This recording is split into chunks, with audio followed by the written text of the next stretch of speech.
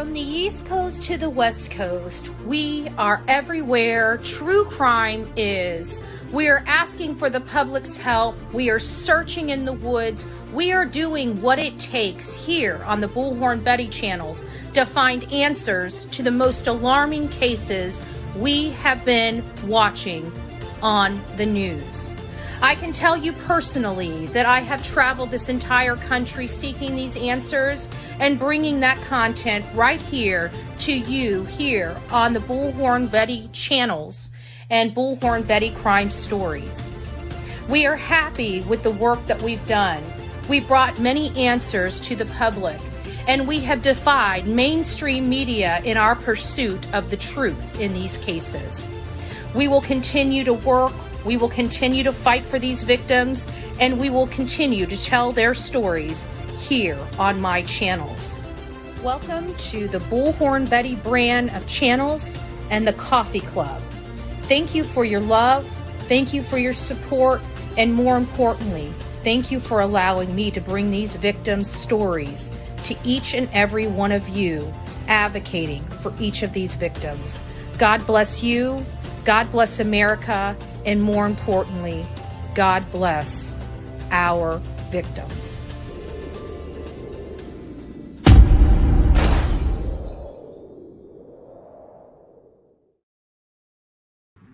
Well, good evening, y'all. We're going back to old school. Old school. We're having no audio equipment, and we're going to hopefully pray that we don't drop audio tonight.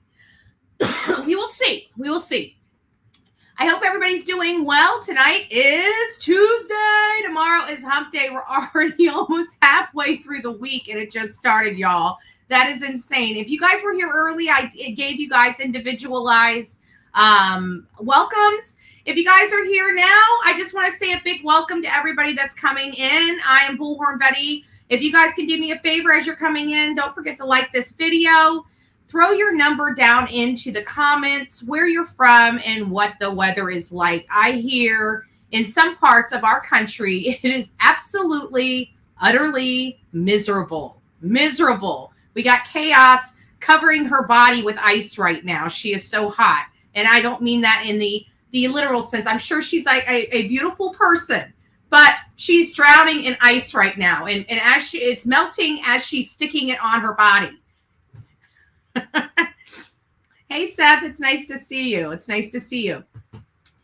Before we get started on Sebastian's case and just kind of walking through what we know and, talking a little bit about what we saw earlier today, settling some, calming everybody down. It doesn't sound like it's a whole lot of anything. It's we'll get to the bone aspect a little bit later, but we pretty much covered it as thoroughly as we could cover it on our live earlier today. But many of you know I was out in Pasco County, and there was a quadruple homicide that was out there of an entire family that was already down on their luck. For whatever reason, it is what it is. They were down on their luck, and they were obviously, staying with who they believed was a friend to them. Something happened late Wednesday night leading into early Thursday morning where they were fighting and down each other's throat. And then all of a sudden, 2:00 in the morning, he's calling a friend begging for help. So before we get into Sebastian Rogers, there are just three minor stories that I want to just touch base on before we dive into the meat and potatoes. And the first one is obviously the one that we just went to. I haven't got the videos out. There, right there is Rory Atwood. He is believed to be, and actually has, from my understanding, we'll read this article, but I read it, and he's confessed to a lot of this. The manner in which he disposed of them is a little concerning. We'll leave it at that. So we'll just read the story as is so we don't make any mistakes. A Pasco man has been charged with murder in connection with the disappearance of the family of four who went missing last week and has told deputies that he killed his wait, is this Okay, there it is. Sorry, I misread. Who went missing last week, has told deputies he killed the parents and burned their bodies along with their children.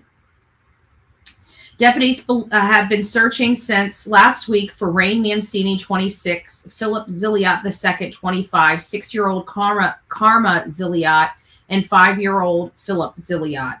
In court records that became public Monday, investigators said the family lived with Rory Atwood, 25 years old, on a 10-acre property off Nottingham Trail in Hudson.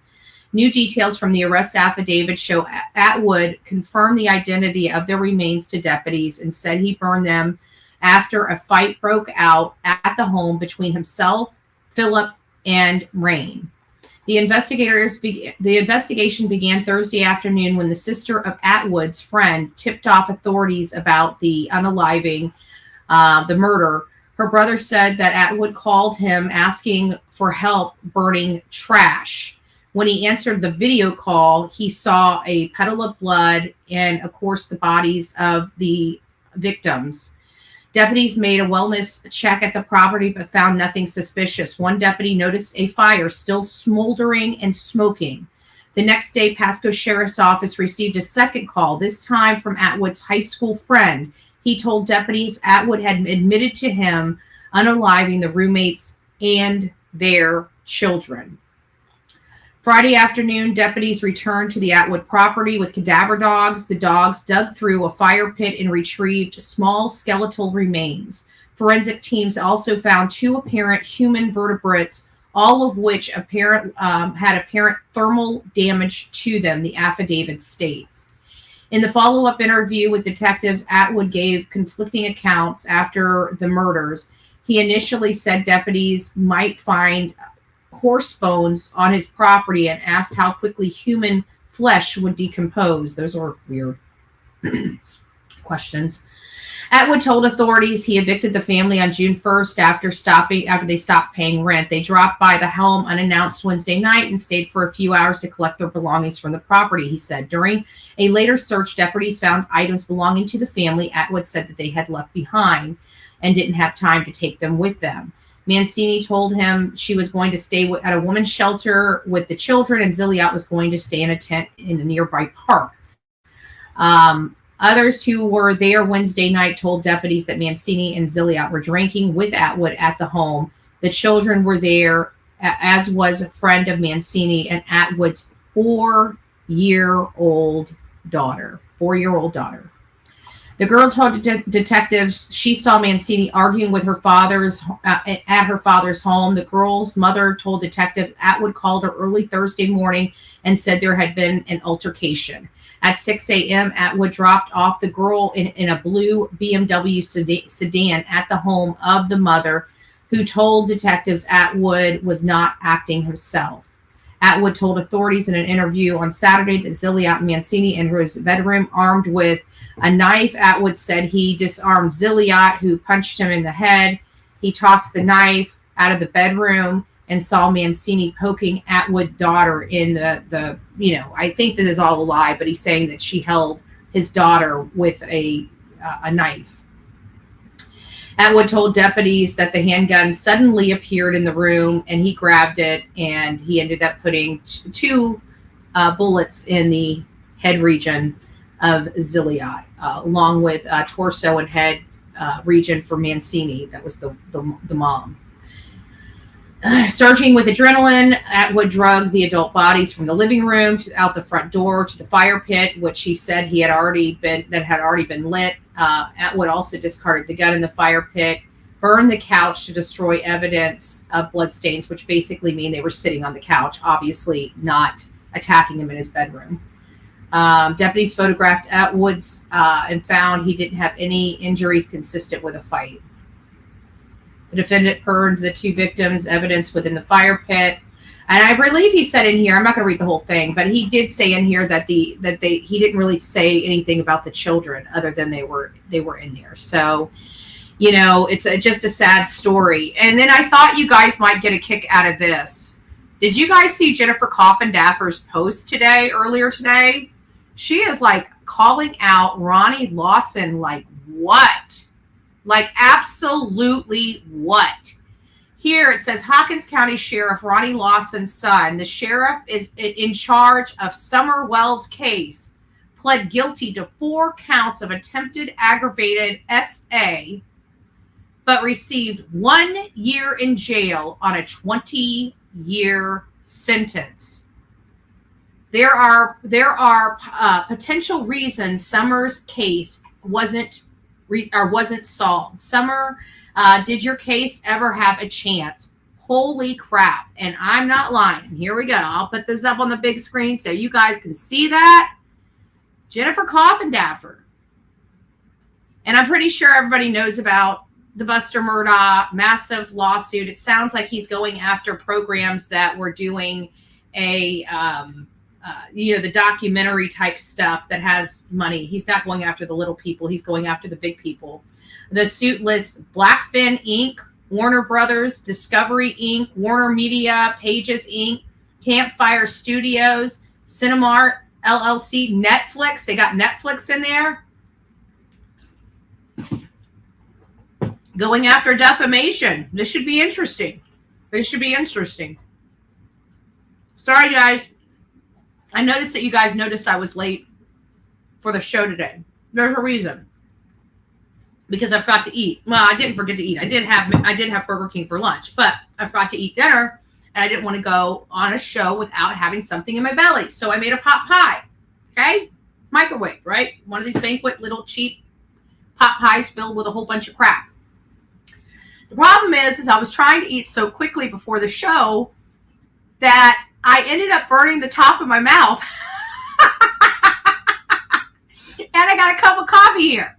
So it's been such a treat. I just thought I'd throw that out there. It's been a treat. Okay.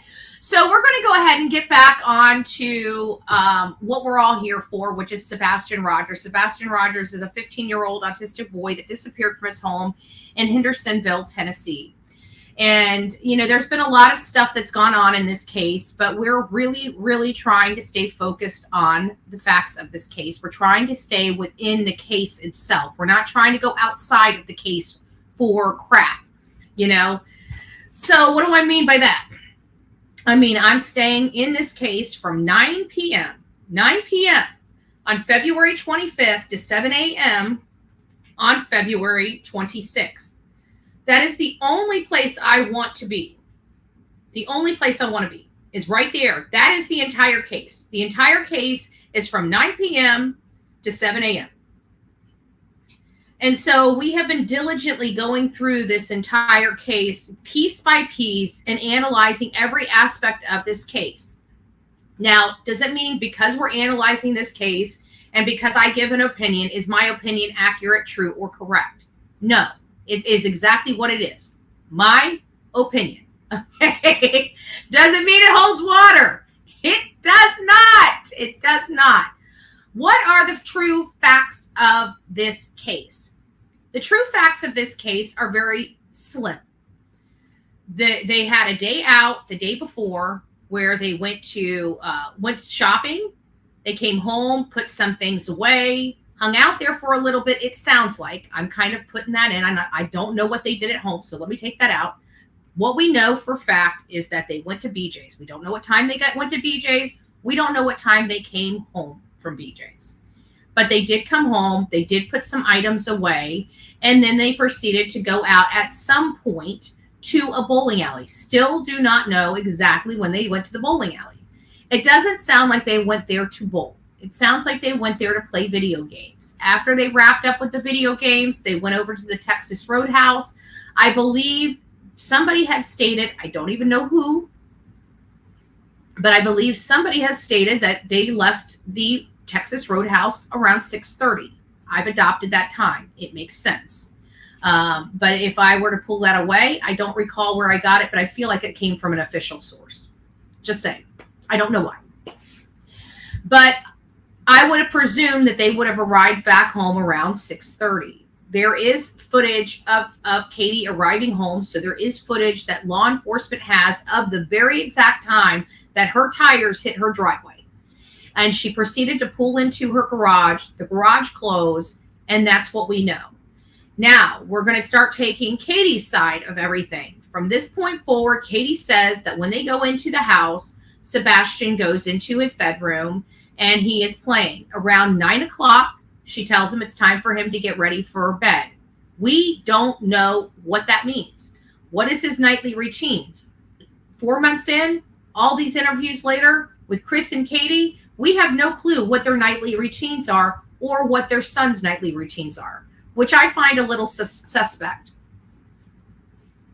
And I think I have it. I think you emailed me something too that I needed to answer. I've got you start. I've got to go through. Somebody remind me before I close out the show, because I will forget, and I will probably go start closing out the show, and somebody will start reminding me. I want to go through some emails before we close out the show tonight. I've got lots of stuff starred that I keep forgetting to bring them up. I keep forgetting, and I don't know if some of the stuff is stale now, but I've started a lot of stuff that I was meaning to bring up in these lives, and I keep forgetting. So somebody stop me and make me go through the emails. I don't know how. I don't even have my phone turned on right now, but maybe my mods, Messenger. Actually, let me put my Messenger up here. Might be beneficial. So I'll try to have this over here somewhere so we can kind of monitor it a little bit.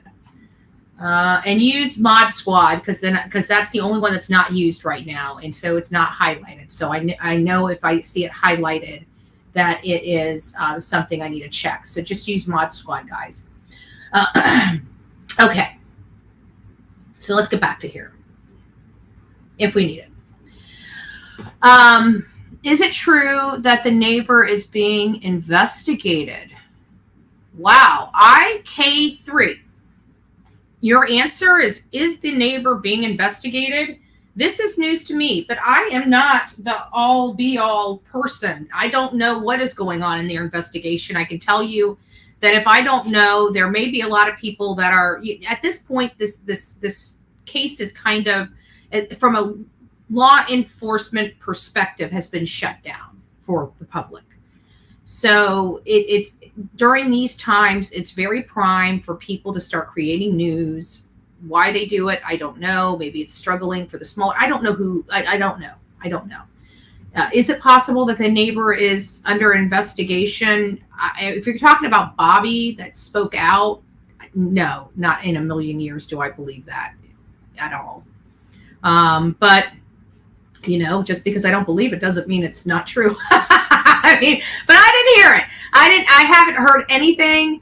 I really haven't, but to be honest with you, today I went shopping for like an hour. Usually it take my day. Apparently it take my day. I don't know. But I don't know the answer to that. Maybe if somebody in chat has heard anything, you guys might want to help IK3 out. I burnt the roof of my mouth. Oh my gosh. Well, I hate the little bubble it gets, so I slice it before it starts bothering me too much. It's easier to do it at the beginning than it is to wait until it gets sore and then do it. So that's what I did. But getting back to Sebastian Rogers, we had, of course, Katie says that he went into his room. Something happened. Obviously he apparently went to bed at 9 o'clock. Where it starts getting hairy is not the 9 o'clock. It's the story with Katie and Chris start getting really, really hairy right around 10 o'clock. This is when the story that they've been spinning, it starts changing wildly. We heard from Miss Bobby that one of the neighbors, as they were driving by to take the kids to school, stopped and spoke to Katie. And see, I listen to certain behaviors. Like what did they say originally? Like how did they say it? Because a normal person, to me, if they're missing a kid, is a little frantic, right? And anybody asking you, what's going on, you're going to see the franticness on the mom, and they're coming up. My son's missing. If you see him on the way to school, please, please, please call us. Come immediately back. If you can get him in the car, bring him back. They're begging. They're not going through a dissertation. You see what I'm saying? And so when I heard from Miss Bobby that she was basically doing this repeated pattern of, she asked her what was going on, and, well, my son went to bed at 9, and what she told her is that she was on the couch. I can't remember. I've got to go back and listen to it. I can't remember if she dozed off on the couch, but something happened where she dozed off on the couch or something. But at the time, 11:30, she's in the kitchen and she hears a thud, and she hollers into the bedroom and says, is everything okay in there? And he, talking about Sebastian, tells his mother that everything's fine, go to bed. It was Sebastian in this story, in this very original story that first came out from the neighbor. The neighbor's recollection is very specific that Katie did not hear the thud until 11:30, and she was in the kitchen at the time. But see, I think the reason why the story has changed so wildly is because law enforcement has asked them about it after they've reviewed some videos. Remember, this story was happening right there at the scene when this was just getting underway to first start the search for Sebastian. So if we're looking for like the oldest statement that we can get on record from Katie, it would be that. And it's wildly different than the Dutch's interview, which the Dutch's interview is wildly different than the story we have today. This story that Katie and Chris have told from 10 to midnight, a 2-hour window, has changed so wildly that it makes you stop and pause and say, why? Why would a story, when it seemed, think about it, she's basically telling us they were, she's living a boring housewife life, right? She came in after having a day out with the kids, right? She just wants to put her legs up on the couch and relax, right? Hop them on up, right? Get them stretched out. She just wanting to hang out, she just wanting to hang out and relax. But I don't think that that's what happened, because she's wanting us to believe that she lived this boring life, that, she didn't do anything. She basically was on the couch the whole entire time sleeping. And when she got off the couch sleeping, she went to bed to sleep, obviously. Okay, well, I don't understand how she is sleeping through all of this. She's on the couch. She's studying. According to one of her statements, she's studying. She's talking to Chris. She's falling asleep. Why does she need us to believe? And if it's so simple, if it's just that simple, then why has her story changed so much? It seems like she did the least amount of activity between 10 p.m. and midnight. For her to have such wild recollections of that limited activity she did seems a little suspect to me. But we do know that she was on the couch and she made a lengthy phone call to her husband. That's the facts. We have them coming in around 6:40, Sebastian going to his room. He stays there until he goes to bed. Mom calls husband at 10. About the same time she calls her husband in the most recent story we have to go with. That's when she heard the thud while she's falling asleep on the couch, so much so that Chris needs to scream through the phone to wake her up. Again, doesn't make sense. We've been asking whether or not Sebastian would walk out of the house. I think we've kind of buttoned that up, that he most likely wouldn't have walked out of the house without it at least the minimal of having a shoes on. I'm having somebody reached out to me, and I hate saying this because it hasn't been sourced yet, and I don't know if it's accurate, but it would be interesting. I'm having a video sent to me, if they can find it. And apparently, Chris, I need to look at the date of it, but I think it's going to be critical, because if he says what I think he says, he starts explaining that Sebastian might have left with just socks on. And I don't remember hearing that from him before. but I think it would have happened not right away, but I think it would have happened at the end of March or, somewhere in the beginning part of April when he would have made those statements, because people were hitting him so hard at that time about the shoes. And it seems like I truly believe the whole thing with Sebastian's shoes being at the house was a mistake that was made by whatever happened to Sebastian. Whoever has Sebastian, I believe that the shoes were their fatal mistake, because I truly believe he would have stopped what he was doing if somebody was wanting him to leave, if he was going to leave, if somebody was coercing him out of the house, if somebody was coaching him out of the house. Any of these things would have been happening where he physically had to walk out himself. It seems to me that he would have stopped and put his shoes and socks on, because that is what he's accustomed to doing. And so I feel like these shoes are so critical, in my opinion, because of Sebastian's behaviors, that I think that the shoes are very, very telling. Again, could be reading a lot of stuff wrong. Just because I think it's true doesn't make it so.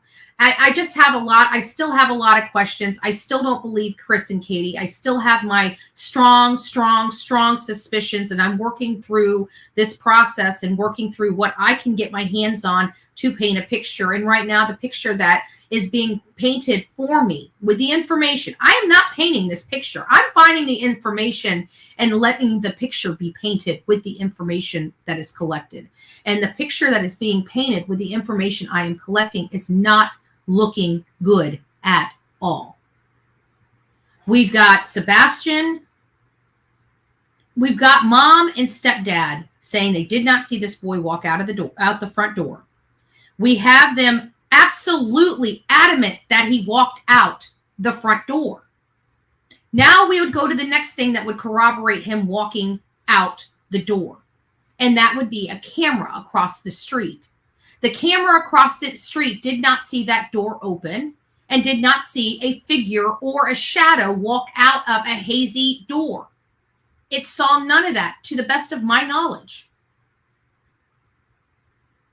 So then what would be the next thing that would corroborate whether he walked out the door? The dog hits. The dog should have went straight to that front door. He's barefoot.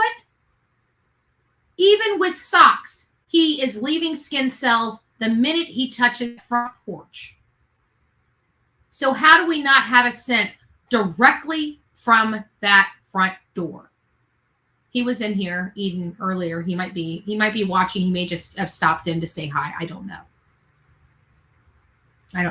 Some of the stuff I talk about, he probably shouldn't be listening to anyways. I can't imagine.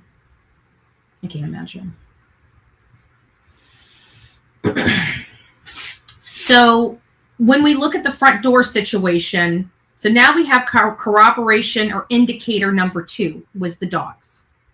So now we have real stuff that we can look into, and it's not adding up. Now we'll go to the next layer.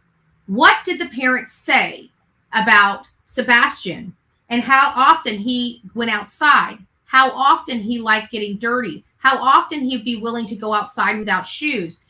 About his allergies. All these things started coming into play, and they're basically telling us every single reason this boy wouldn't walk out, and they weren't even realizing they were doing that. So now we have a third indicator explaining why this child did not willingly walk out of this door. To me, that's corroboration. So we go to the phone call, the 3-hour phone call. We listen to that story related to the phone call change over and over and over and over and over again. We finally honed in on a specific time, which is right on the money where we need it to be, because all of the professionals believe something happened in that home around 10 p.m. And the first time that I was able to find out is that Chris finally stated that call was made to him at 9:43. And we discuss here on this channel the oh shit factor. The oh shit factor is usually applied to Obviously not a premeditated. I mean, it could apply to premeditated type things because people still don't realize how much your body goes into overdrive and how much you're putting your body into shock, even doing certain things, even though they're not being done to you. You still put your body almost in a shock. Missy says, I'm not trusting LE. Why are LE treating the FL mystery car video like it's nothing? Why did LE lie to Seth about the, what do you mean by FL video? Why did LE not done forensics? The forensics is bothering me. Based on everything that I'm seeing, yeah, well, the forensic bothered me at the gate, right? We had Madeline Soto, right in my own backyard, 2.5 hours away from where we are right now, right? I'm sitting right here in Bradenton, Florida, Kissimmee, Osceola County, two and a half hours away. Okay, as soon as she went missing, there was forensic trucks that night at their house. Forensic trucks. They took their cell phones. They did in Florida. We do stuff differently. But you know what? The bad guys get locked up a lot quicker here. So I don't know what kind of policing Tennessee is doing. It sounds like that, this is starting to get under their skin.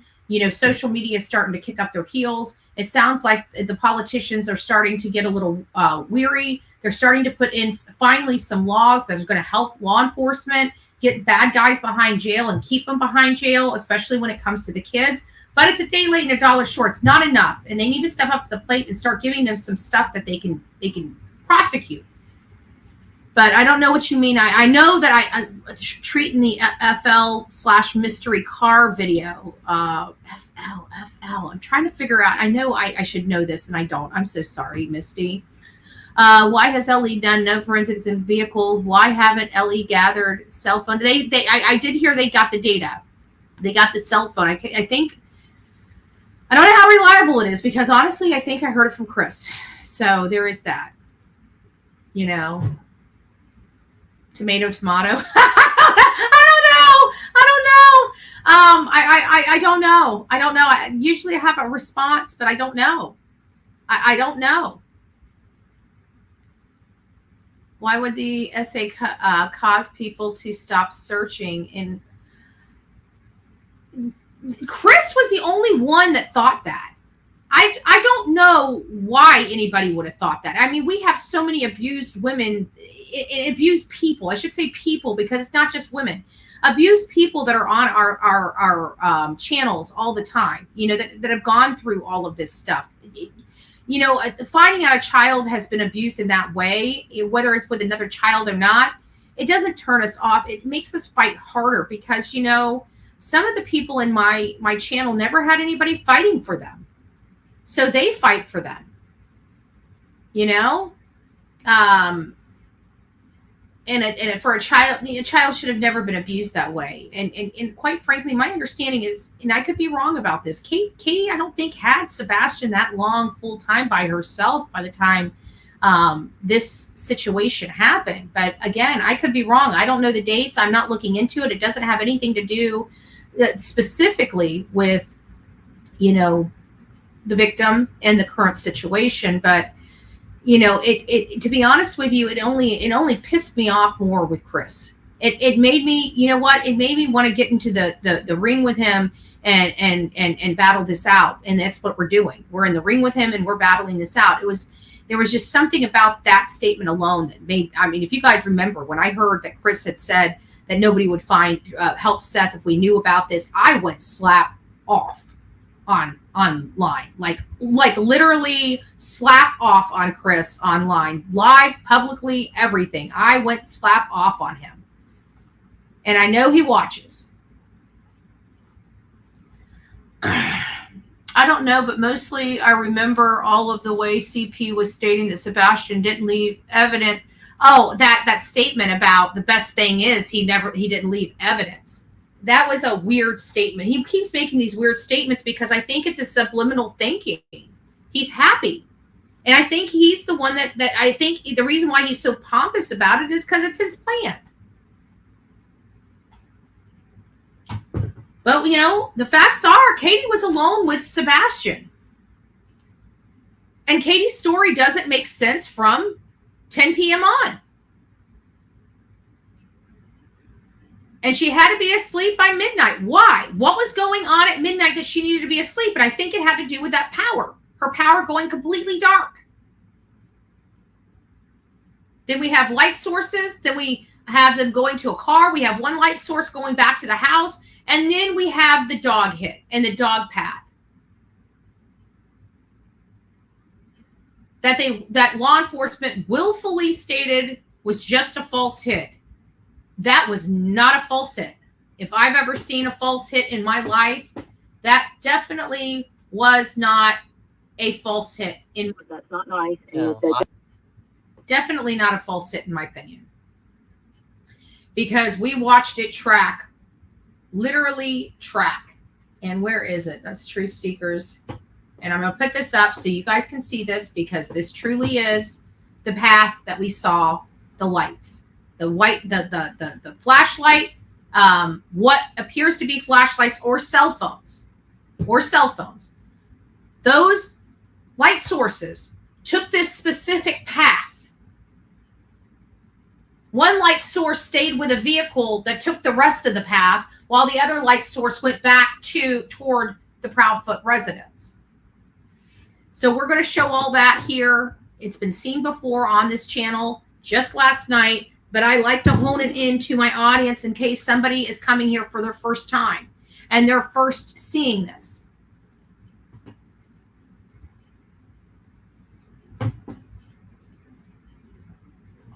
This is the Gray Hughes dog track. I take like 30 seconds of this 30-minute video. So, and I always try to cover I don't think he's going to say anything, but who knows. Fair use, brother. At the front door, it scented Sebastian. Oh. And before we get started on this, the front door, let me tell you, it is, it didn't, the dog did not start at the front door. It is my understanding the dog started at the garage. Chris Proudfoot's story, absolutely. I think this absolutely. All right, guys, let me get back to it. I got to find where it came out. The dog came out on. There we go. They also explained to me. Sorry. The for route that the dog took. I think this is too far. Hold on. Sorry. This is it. This right here. That's where I need to be. Right there. And then the dog sent it around the house like this. And then back right over there. Here. That is the route. This route right here is the route the light source took. The two lights. This, well, it kind of came right here. But we didn't see what was going on over here because this house is blocking the view. So we only got them right around here. And this is the path. The car was right about here on these cameras, right about here. And according to Miss Bobby, a light stayed with his car while another light went back this way. Whoever got in this car backed out here and drove this way out of the neighborhood.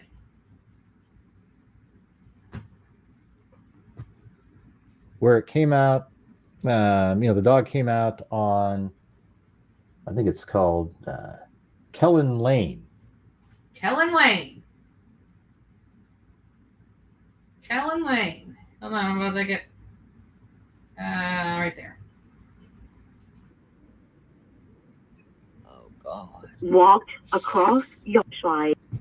It drove down my road. It turned right onto Stafford. It sat on Stafford for about 5 minutes or so. Oh. Two flashlights came up to the car. Oh God. Walked across yards, and absolutely, without a doubt, it was two flashlights. Oh. The neighbor that has it on camera confirmed, without a doubt, it was absolutely two flashlights. Oh It was not, and I repeat, it was not. Do I need to do it again? It was not God. the trash truck. And now what you're about to hear, she's going to explain how that car disappeared. If I could show you guys two screens and have audio. I promise you I would. I can't. I can only have one screen at a time. So we have to listen to her and then switch over to Gray Hughes. I knew it wasn't. Absolutely, without a doubt, not a trash truck. I The told neighbor y'all. that had the camera Oh, talked to me personally and said, I'm telling you right now, there was a car there. It pulled, it backed up, back onto Kellen, and then drove down Kellen to leave. She has it on camera. Oh my. Okay. Let's listen. So it kind of came right in front of that same house that had the fixed light on it. And then he apparently walked this direction. And then right up here on Devon Court, took a right. And then went down this Parkenham Drive. Now, the thing is all this is way more developed at this point, because this was a year ago, 4/14/2023. And I think you could actually walk straight through like that. And apparently walked over here, and there's a retention pond right here now. So because of this path, because of this very, very, very specific path, I believe that they were tracking the car when they got to here. They tracked the scent, and then once the car, because why wouldn't Sebastian just cut across here to the construction site? He was on foot. Why would he go over here and then get on the street and walk? It doesn't make sense to me. He would have just cut through the yards. If he was already cutting through yards, why would he stop cutting through yards and take the long way to walk? It doesn't make sense. He would have taken the path of least resistance and kept walking through the yards like any normal kid would. But they didn't. It goes, the dog hit goes in the exact same pattern that we have the light sources. And where are the light sources? I must have, uh-oh. Hold on, I'm missing one film. Hold on. I'm missing one film because I want you guys to see this. And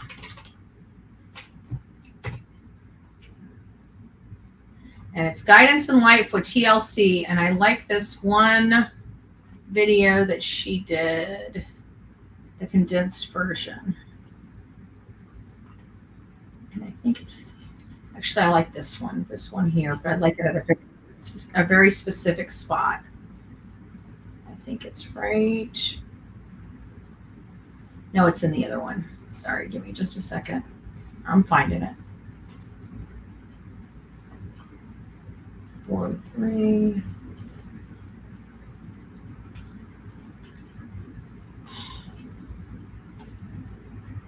I just had it up and I accidentally went out of it. Give me just a second.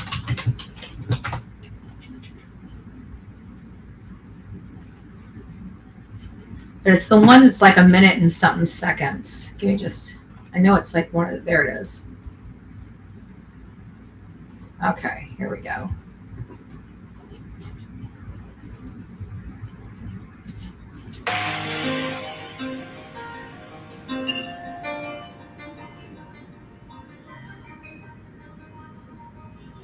So you'll see the light sources right here. So pay attention over here. There it is, right there, moving. There it's moving.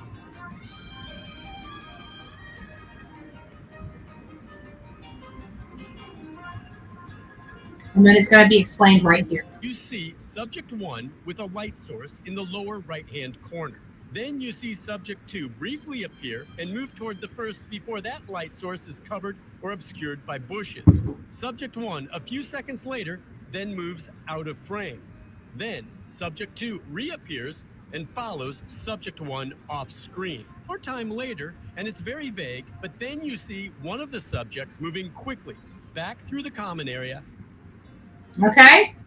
And that looks a lot like this path right here on that video. That looks a lot like that path, right? Patch right there on that video. Right there.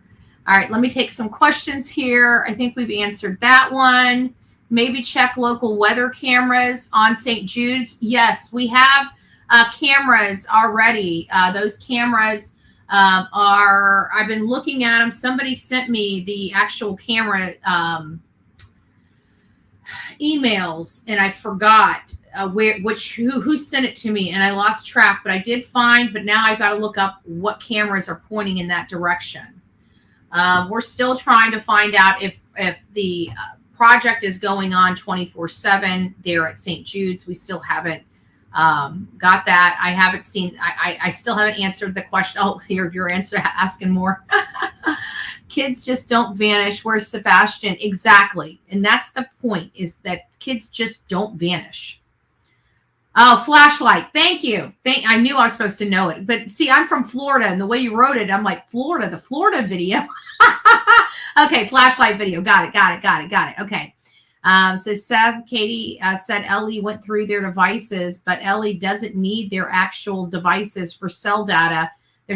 But they still do collect the phone because it's another critical piece of evidence to show that you tried or attempted to erase stuff from your phone. That's why they really want your phone. If everything's there, it does help them. But they do take your phone. We've seen it in Summer Wells' case. We know they did it in the Madeline Soto case because Stefan, his phone was, reset. We know that they picked up the parents' phones. So 1000%, it's not him. The boy is close to the house. Parents, proud parents were involved. It took the boy somewhere. It is leading me to believe that he's further out of the Hendersonville area. But I'm trying to logically process this. And the way I'm looking at it is I've now got two additional theories on the vehicle. One that puts Chris driving the vehicle and one puts his mother driving the vehicle. If Chris was driving his mom's vehicle, he would have had to go back to his mother's house. Would he have transported Sebastian into his truck and tried to make the drive to Memphis, or would he have tucked Sebastian away for a moment until he could come by and collect? When did the Bower Sox property get searched? I'd like to know. And how was it searched? That's going to be one of my first questions. The other one is, Aunt Melissa lives the furthest out on the map of anybody.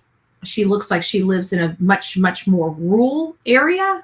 It seems like maybe potentially, I haven't looked into her property just yet, but it looks like she might own some land. And is it a possibility of him going there? I don't know. But it does open up a lot more possibilities of search areas, more targeted search areas, if you will. The only thing that really bothers CP was when his parents got brought. That is it. And that was what I was thinking of. But, at the time that we heard that, Chris's, we didn't know about this car. And we damn sure did not, put an overlay over it and get it almost matching, literally perfect with a vehicle known to Kathy Bower Sox. Known to Kathy Bower Sox. And here it is. There's the image. And this fits like a glove. Does this mean it's that car? No, I'm not a scientific person that can, but it does pretty much hit all the right spots. That's all I'm saying.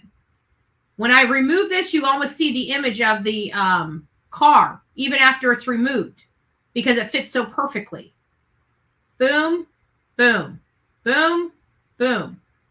And it's when you get it down to really a very fine, that's when you see it the best, how it actually looks.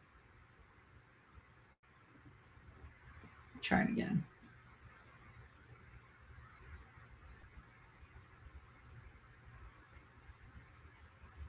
You almost see it. Just develop before your eyes, and it hits all the right spots on the car. All the right spots on the car. It's almost a perfect match. So there you have it.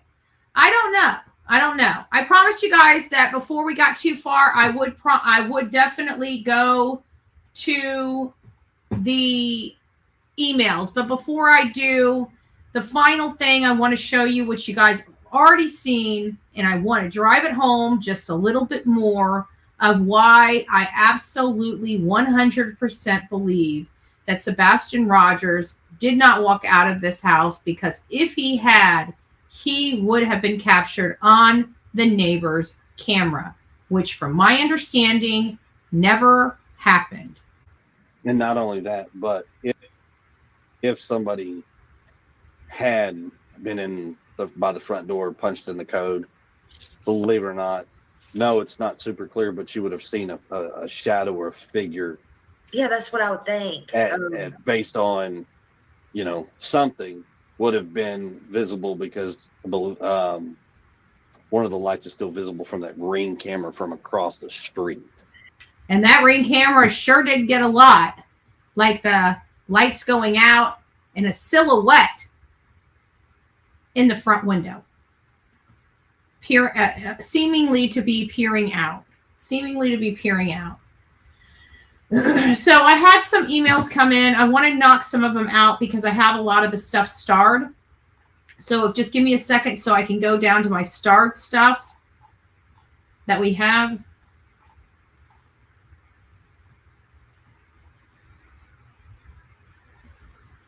Okay, here's somewhere. Got it. So we have one that is a crane operator. And so they said, could I ask a question? And it's like, yeah, your crane operation, right? You're allowed to have 2 earbuds in at a time. This is something addressing the earbuds. Depends on, this is what the crane operator says. Depends on the job. Some jobs don't want you to even have a phone in the cab. I've been told no earbuds at all on some jobs too. I don't think there's a regulation on it. It all depends on the employer or the facility. And I thought that was interesting because we never bothered asking. So I thought it was, something that was very interesting. We did get some pictures of the cranes and in some of the work, but more about the crane photos and the type of cranes that could be used on the St. Jude's project. But we did see the construction company there. All right.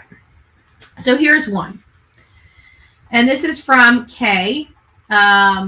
She put her name in parentheses and said I could use her name. So Kay wrote and said, "Hi, Betty. I have an opinion about the moving lights coming from the perspective of a person who worked in a nursing facility." This is a very interesting email. You're going to want to stick around for this. Worked in the nursing field for 30 years. It's 3 separate moving light sources. That's what they believe.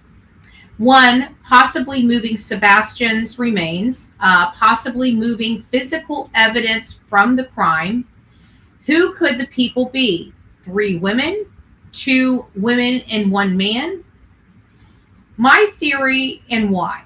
First, though Sebastian was small, assuming he was unalive, leaving the residence, he was dead weight. I have moved many deceased bodies, and no matter how small they were in the deceased state, they were extremely heavy, and it took 2 people to move them. I've transferred many immobile people and people who were deceased, and hands down, the deceased individuals are like lifting a ton of bricks.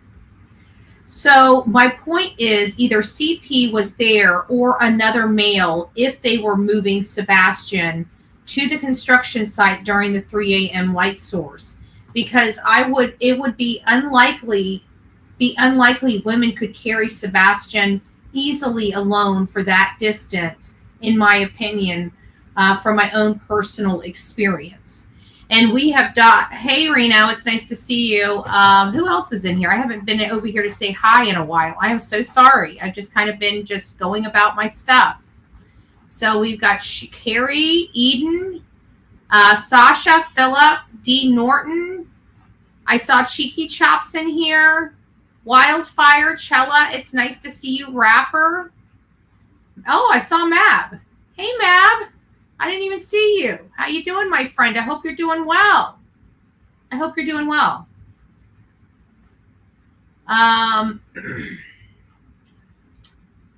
Misty says, remember C's comment on Ellie stating he got a clean phone?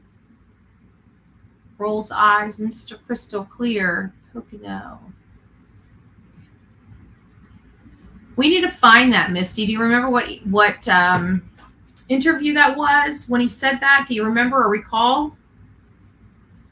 We're going to need that. I'm going to need to find that audio. I need to listen to it again.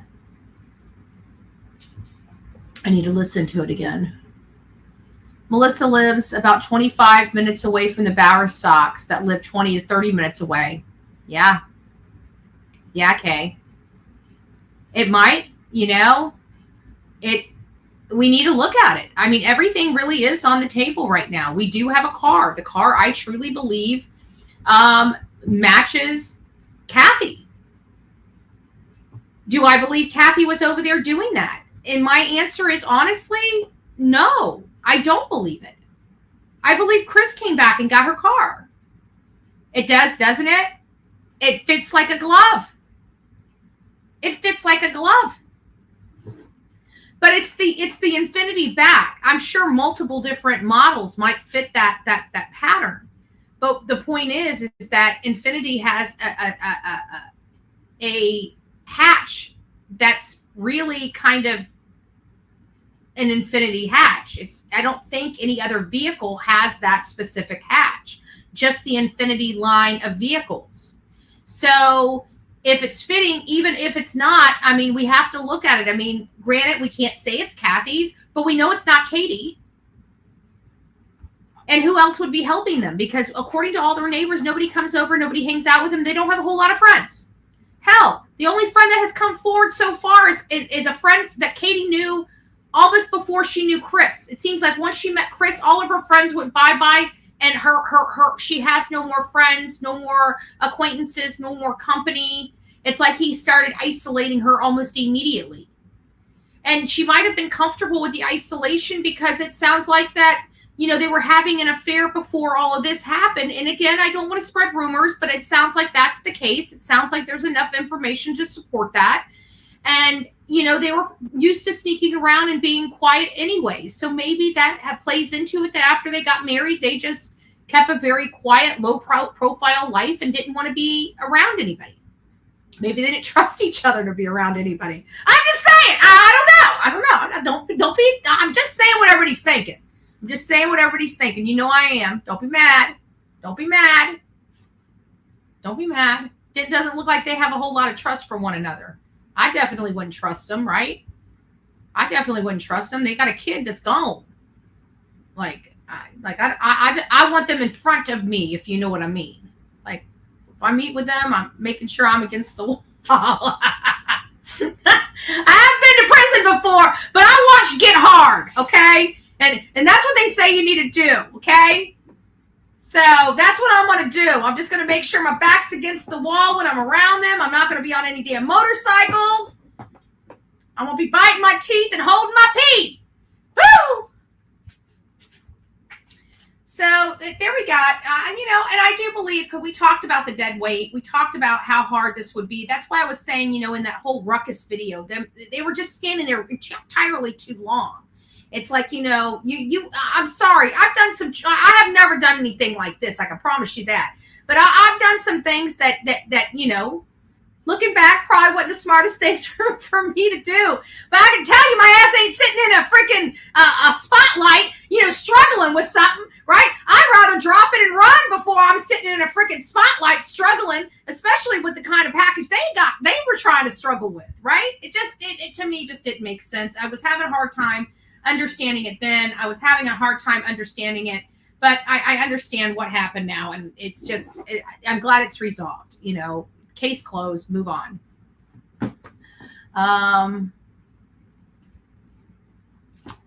Attention, y'all. Wasn't Chris comment about Ellie stating his phone was clean was on Web Sleuths? I believe it was a call. Yes. Okay. So Web Sleuths. And I might have that one already transcribed, because I remember taking my time and writing that entire one out.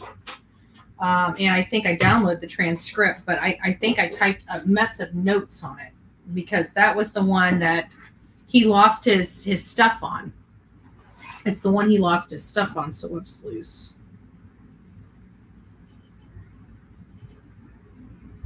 Okay. Got it. Okay, let me see who else I got in here. I got emails for days here. Please don't hit that one. This was interesting, and I didn't think about it, and I don't know how prepared they were or what they have around their house, but they are in Tennessee and they do hunt. Is it possible that they use some type of scent gear or anything like that? It said in this situation, it's best to use cover scent gear on your clothes. So they were saying, did they use any scent canceling spray for hunters, to mask the human scent? I would think that Chris would know about stuff like that being in Tennessee. And if he's an avid hunter, I don't know if he hunts. I would think that, he could. I don't know. What do you guys think about that? I mean, it is plausible. It is plausible. Oh, wow. I missed a whole mess of emails. Wow. Sorry, guys. All right. Here's my group that I wanted to get to. So in my opinion, CP drove straight to work when he left Hendersonville thinking he would use it for his alibi. I'm interested in, we're hitting on Chris's alibi. This one thinks, okay, that's the duplicate of that one. The construction site. This is from one of ours, Love Lakers. I used to hire people to demo sites depending on the contractor. They may have to complete daily safety training. This could include videos, safety gather, and checking the equipment. Side note, in my opinion, the lights, I think they could have been using walkie-talkies. Never thought about that either. Walkie-talkies. Instead of having them on loud, maybe they had earpieces in. They do use this type of equipment on construction sites. Just a thought, a very good thought at that. So I like the way that that's going, being done. This was pretty interesting. Oh, that's for me. That's why that started. Oh crap, I forgot to call him and it's too late tonight. Shoot. I'm going to try to talk to a tower crane operator and pick a tower crane operator's brain just to, see. And here's something I also didn't think about. Could the local weather stations have cameras on the hospital? It seems likely because we have hospitals around here and our camera crews puts, these cameras on the hospital to show the weather in that area. They do it like for tall banks and stuff like that because they're so tall and they give you kind of a really wide bird's eye view of the community. And I wonder if that's the case. But even if that's not the case, I wonder what cameras are pointing on the construction site and from what angle. I'm very interested in that. If they have that, I think law enforcement knows exactly when Chris got to his job. We may not know. We're working on it, and I'm going to find out. But I really do believe that that we're going to find out a lot. Hopefully, I find out some good stuff when I go on my trip. I'm going to be leaving here. What's today? Oh shoot! I got to start charging my. I got to repack my bags.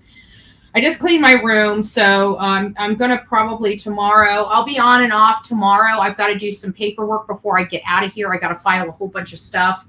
And I've got to get repacked and get my stuff. I know I've been saying that for like a week, but I really need, it's getting down to the wire. I really need to get all my stuff charged, get all my cards together, get everything that I need for the road together. I've decided this trip, I will not be bringing my laptop. And the reason why I'm not bringing my laptop is because I've got my cell phone. I need to clear out my cell phone before I leave. That's another thing I need to do. I have to clear out my cell phone.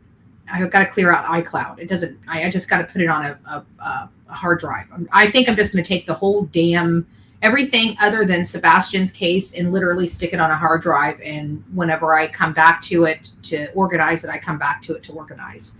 I just need space. So as soon as I'm going to get like a 5G hard drive, and I'm just going to download my entire iCloud.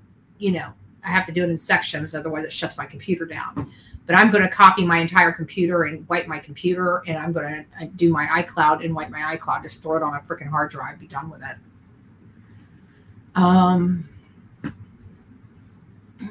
Check Flint Co. manual online. Just Google their policies and procedures.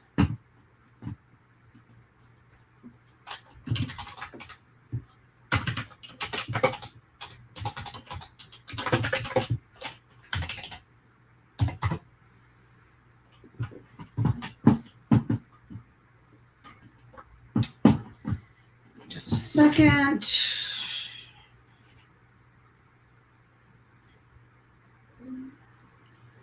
Where is that one email? Crap. Wow, I missed a lot of emails. Sorry, guys. It happens. It happens. I get so busy and I come here. Wow, I missed one of you from you, Misty, too, from June 17th. Still bolded. I went right over you. Sorry about that. Try to get them, but I don't always get them. I'm trying to see if Flint Co. is the company, because I could have somebody sent me a screenshot of a Facebook post of the general contractors on that, and I don't remember it being Flint Co. I remember it being somebody else, a different company. Wow, this is 350 pages, but this is interesting. I'll peruse through this when I have a moment. It says Flint Co. ethos. I will honor and respect the Flint Co. heritage. I will not let my past successes lead me to believe that what we did yesterday is good enough for tomorrow. Complacency is not part of our culture. I'm committed to the success of my company and my teammates, and myself. I am humble. I am results driven, and I believe we are not winning. If we're not winning, we are losing. I will undertake all of my responsibilities with the utmost honesty and integrity. I will approach every task with passion, responsibility, creativity, innovation. I will succeed. Oh, I love this company already. I believe that mediocrity is unacceptable, and my training is never done. There is no finish line. I encourage a flexible approach to accomplishing milestones, but I am flexible. I am inflexible to my execution. Safety and quality are paramount. I will positively contribute to our culture and community. I expect leadership at every level. I am in control of my environment because I own my actions. I am accountable. I believe it's a privilege to be a member of the Flint Co. community. It's an honor to be earned every day. I am stealing this. That is going to now be the motto of the Bullhorn Betty channel. Like I want to do the slow clap. I want to do the slow clap over here. Like, I like that. I like this company. We need more companies like this. You know, instead of saying I am Flint Co., I am a bet. No, I do like this. I'm probably going to do something much. I love this. I tell you what, I love it. I love it. I love it. Yes, it's going to. I'm going to have to go through this with a fine-tooth comb. It really depends on how much.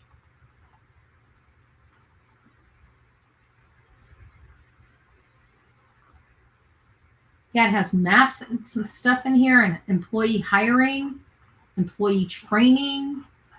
Nice. Thank you, IK3. That was good. That was really good. Thank you. I appreciate that. CP has left out a lot of details and then also gives way too much details about other things because he doesn't want to answer. He wants to over-explain something but under-explain other things because he's thinking he can distract you with the over-explaining. But you're not going to notice the under-explaining.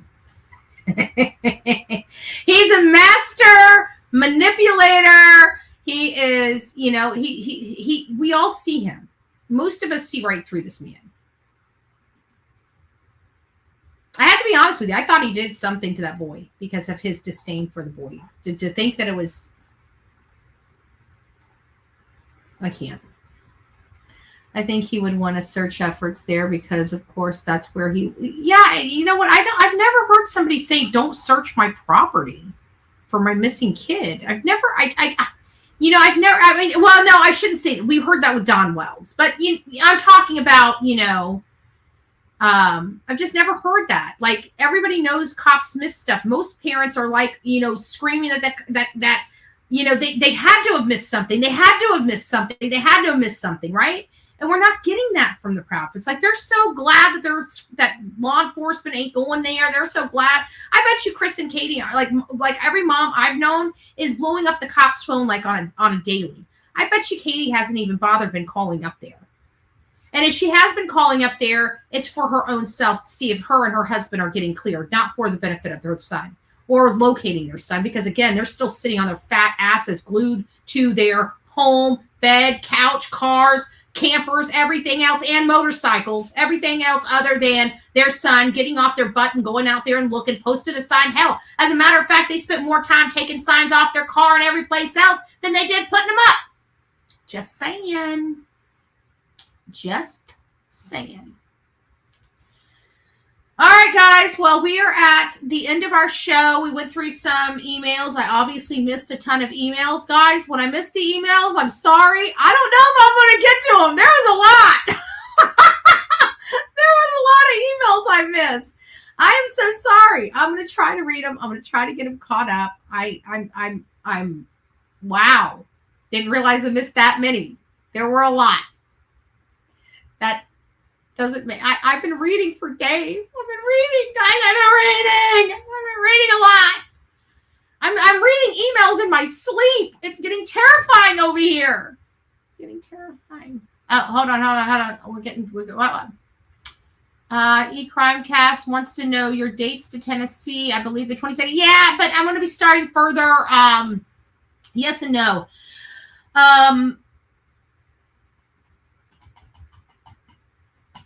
I'll be in town on the 22nd. I don't know if I'll be in Hendersonville on the 22nd or if I'll be there the 23rd or the 24th.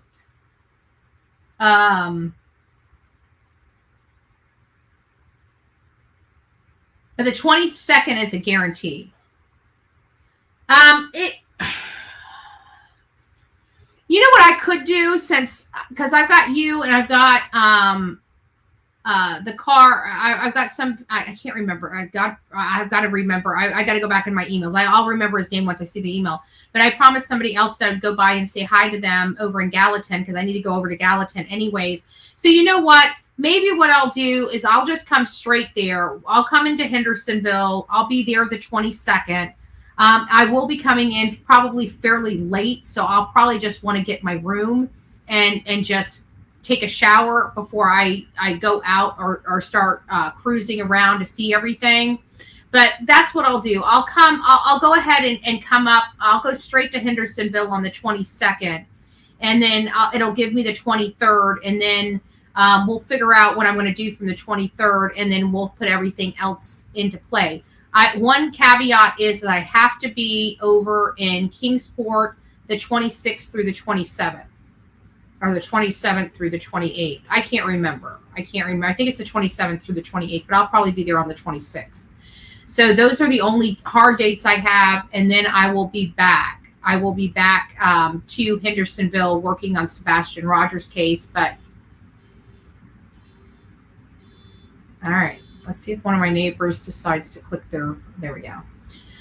And then I'll be back to Hendersonville or Memphis. I'll be doing the circuit there. And then I've got a hard date. Plus, I'm going to most likely have my puppy. I've got to figure out what I'm going to do with this puppy, because like for the next month, I'm not even going to be here. So I may end up, I may call mom. Mom, I need help. I may have to have my mom take care. She's just too, I think she's too young to travel. I mean, she is just literally a pup. And I'm supposed to be getting her like Thursday or Friday. I was trying to push it back 2 weeks, but I don't know if I can. I don't want to lose her. You know, I don't want to, I'm scared that if I don't get her, that, you know, they'll end up giving her away or whatever. So I don't want to lose her, you know.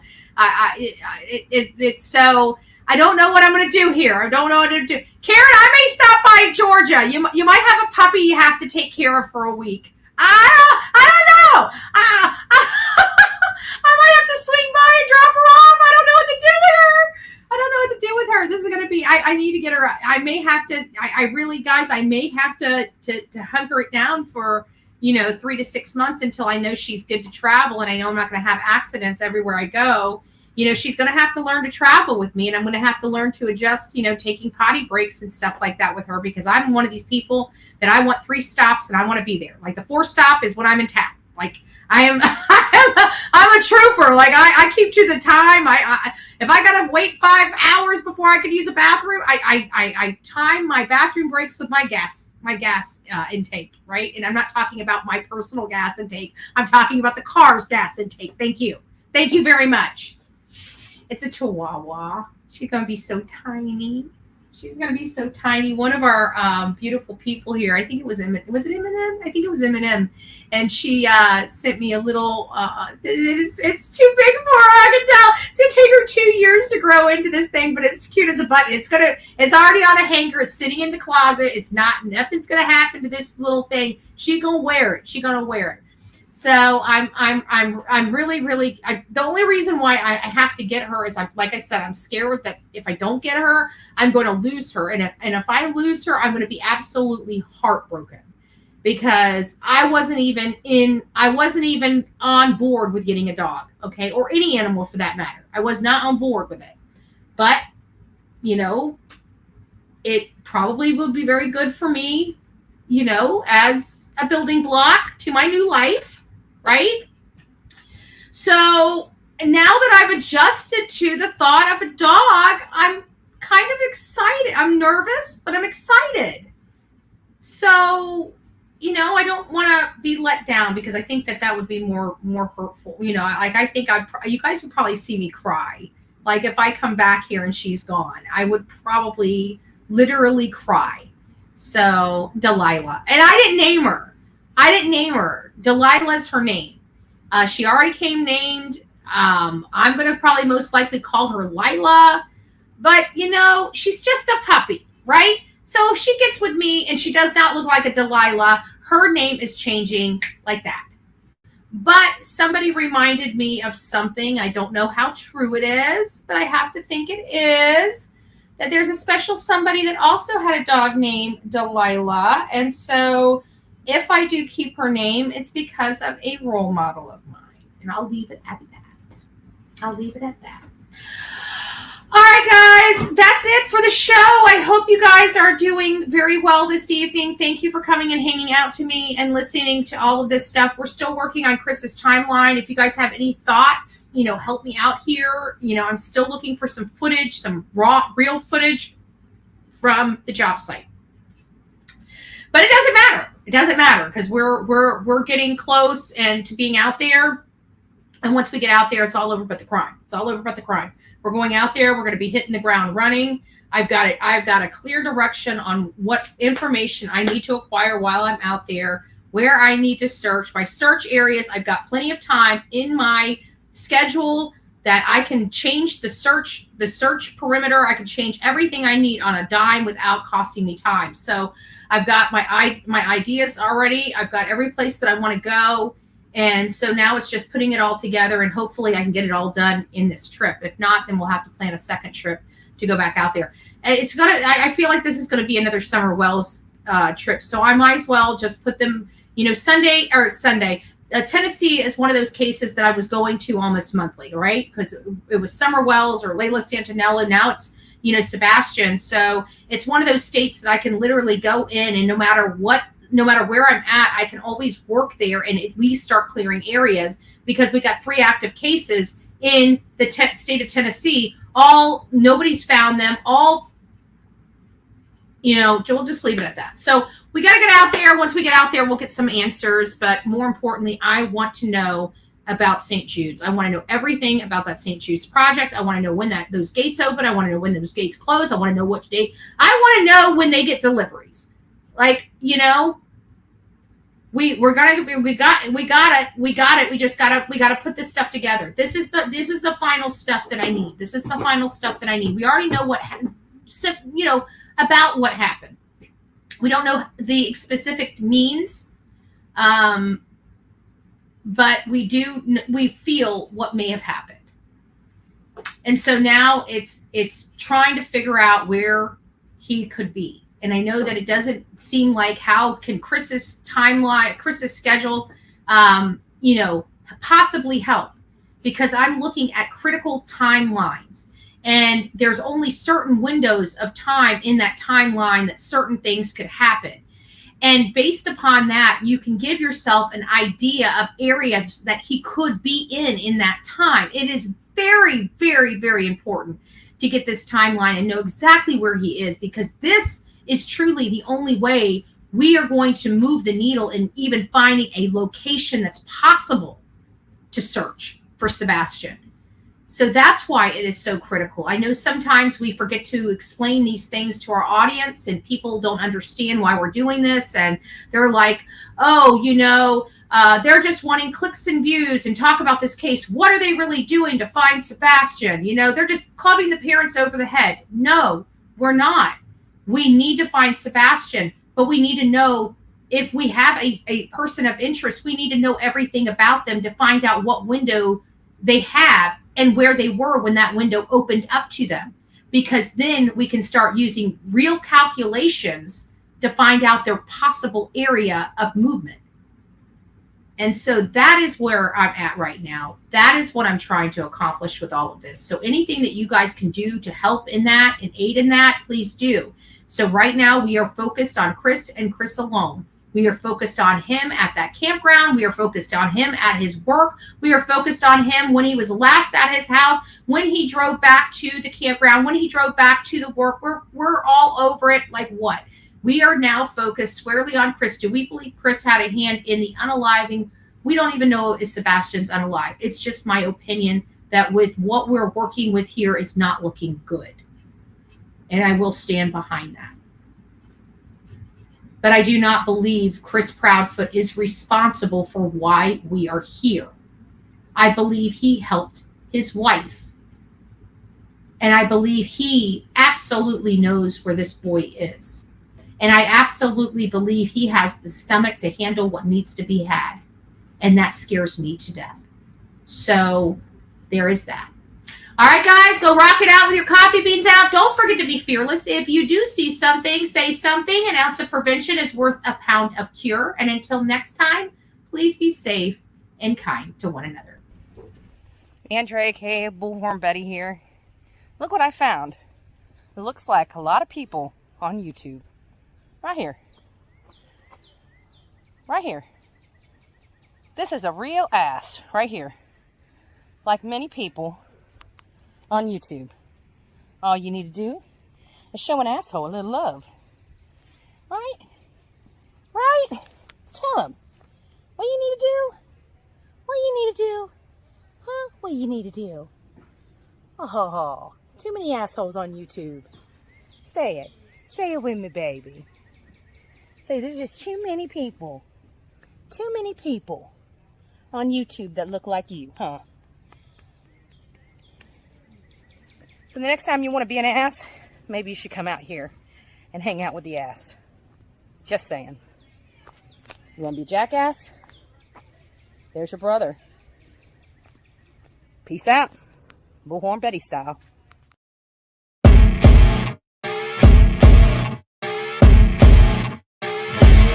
As you wake up in the morning, you want to find the latest, greatest information about criminal cases and have an intuitive conversation about the suspects associated with these cases,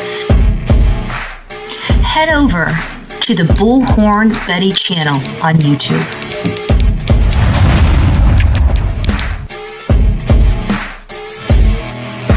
Get breaking news right here on the Bullhorn Betty channel.